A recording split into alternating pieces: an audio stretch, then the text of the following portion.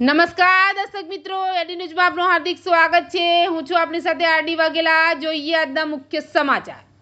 અંકલેશ્વરમાં મુખ્ય માર્ગના કામમાં થતા વિલંબ મુદ્દે અન્ય ત્યાગ ઉપવાસ પર બેઠેલા કોંગ્રેસના કાર્યકરોએ પોલીસ દ્વારા ડિટેન કર્યા। પ્રજા 1.5 મહિનાથી હાલાકી ભોગવી રહી હોવાનો આક્ષેપ। અંકલેશ્વરમાં શહેરના મધ્યમાંથી પસાર થતા મુખ્ય માર્ગના નવીનીકરણના કામમાં વિલંબ થતા ભાજપ શાસિત પાલિકા વિરુદ્ધ કોંગ્રેસના કાર્યકરો અન્ય ત્યાગ કરી ઉપવાસ પર બેઠા હતા। જોકે અંકલેશ્વર ડિવિઝન પોલીસ દ્વારા તમામ કાર્યકરોને ડિટેન કરીને પોલીસ સ્ટેશન લઈ જવામાં આવ્યા હતા। અંકલેશ્વરમાં શહેરના મધ્યમાંથી પસાર થતા મુખ્ય માર્ગના નવીનીકરણના કામમાં વિલંબ થતા કોંગ્રેસના વસીમ પટવાલાની આગેવાનીના કાર્યકરો નગરપાલિકા ભવન બહાર ઉપવાસ પર બેઠા હતા।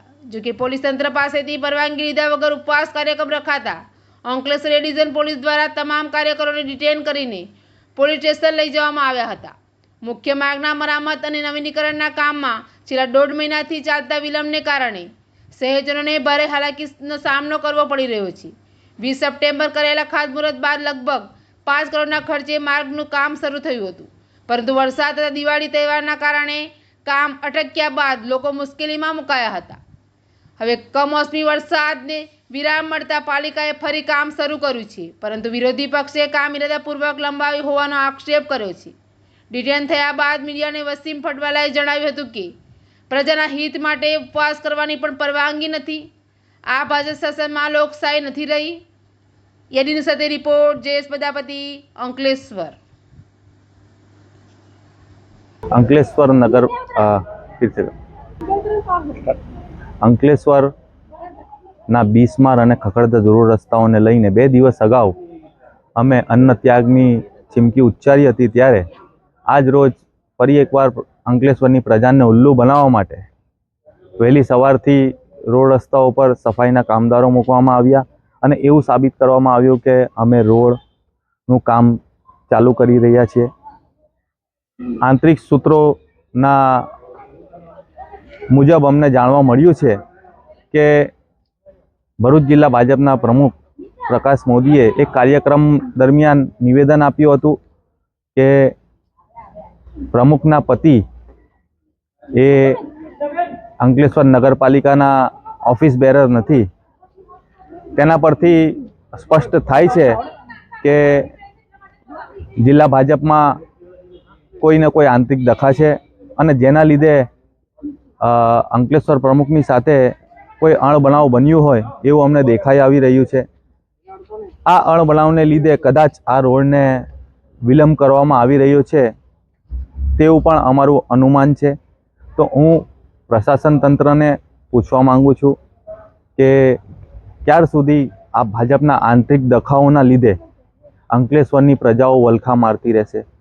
1.5 મહિના અગાઉ જ્યારે આ રોડનું ખાતમુહૂર્ત કરવામાં આવ્યું અને 1.5 મહિના સુધી એ રોડ એ જ પરિસ્થિતિમાં ધૂળની ડમરીઓમાંથી પ્રજાને પસાર કરવાનું જ્યારે થવાનું આવ્યું, દિવાળી જેવા તહેવારો પ્રજાએ આ જ ધૂળમાં કાઢ્યા, તો હું સત્તાધીશોને પૂછવા માંગુ છું કે ક્યારે આ રોડ બનશે અને જ્યાં સુધી આ રોડનું નવીનીકરણ નહીં કરવામાં આવે ત્યાં સુધી અમે લોકો આંદોલન કરતા રહીશું। જય હિન્દ, જય ભારત। તો એ ઉલ્લુ બનાવવાનું બંધ કરે। આજે પણ સવારે વહેલી સવારે જ્યારે અમે 2 દિવસ અગાઉ અન્ન ત્યાગ ઉપવાસની ચીમકી આપી હતી, તો વહેલી સવારે ફક્ત અને ફક્ત બ્રશિંગ વાળા મૂકીને એવું સાબિત કરવા માંગતા હતા કે અમે આ રોડનું કામ ચાલુ કર્યું છે। જ્યારે સુપરવાઇઝર જોડે વાત કરતા અમને જાણવા મળ્યું છે કે એમને ફક્ત અને ફક્ત બ્રશિંગ કરવાનું કીધું છે। રોડ બનવામાં હજુ એ લોકો એવું કહે છે કે જ્યાં સુધી નગરપાલિકા અમને જવાબદારી નહીં સોંપશે ત્યાં સુધી અમે કામ નથી ચાલુ કરીશું।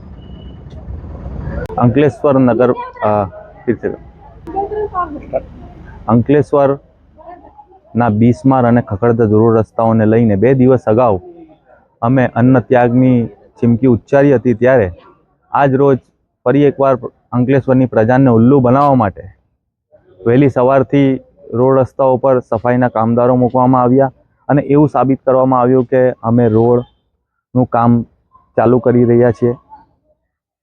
આંતરિક સૂત્રોના મુજબ અમને જાણવા મળ્યું છે કે ભરૂચ જિલ્લા ભાજપના પ્રમુખ પ્રકાશ મોદીએ એક કાર્યક્રમ દરમિયાન નિવેદન આપ્યું હતું કે પ્રમુખના પતિ એ અંકલેશ્વર નગરપાલિકાના ઓફિસ બેરર નથી.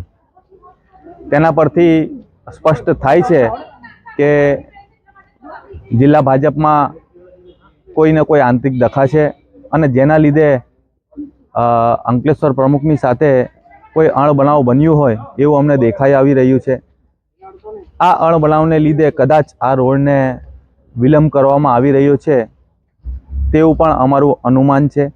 તો હું પ્રશાસન તંત્રને પૂછવા માંગુ છું કે ક્યાર સુધી આ ભાજપના આંતરિક દખાઓના લીધે અંકલેશ્વરની પ્રજાઓ વલખા મારતી રહેશે.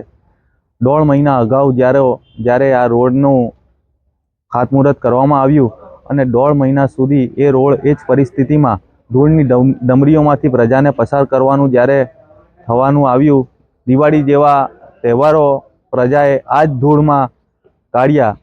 તો હું સત્તાધીશોને પૂછવા માંગુ છું કે ક્યારે આ રોડ બનશે અને જ્યાં સુધી આ રોડનું નવીનીકરણ નહીં કરવામાં આવે ત્યાં સુધી અમે લોકો આંદોલન કરતા રહીશું. જય હિન્દ, જય ભારત.